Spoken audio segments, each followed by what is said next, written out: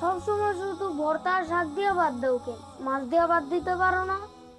দাদা ভাই, আমরা গরিব মানুষ, মাছ কিনতে পারি না, যার জন্যই আমরা আলু ভর্তা শাক দিয়া ভাত খাই।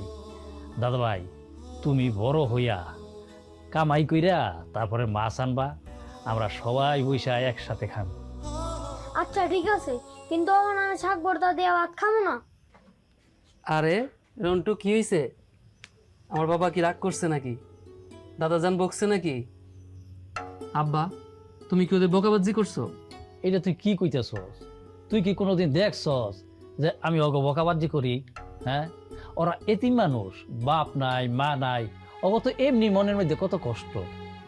আব্বা, তুমি এটা কি কইলা? আমি কি চেষ্টা কম করতেছি?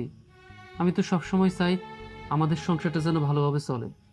সেই জন্যই তুই লেখাপড়া ছাইড়া দিছস, তাই না? আব্বা, 3 বেলা খাবার জোগাড় করা যেখানে আমাদের জন্য সংগ্রাম, সেখানে পড়ালেখা করা একটা বিলাসিতা। বাদ দে ওইসব, খাও এখন তোমরা, খাও। কাকা, আমরা তো কোনোদিন ইলিশ মাছ খাই নাই।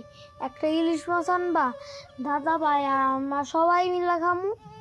দাদা ভাই, অন্য মাছ আনবো না, ইলিশ মাছের তো অনেক দাম। অনেক দাম, তাহলে তো কাকাই কিনতে পারবো না।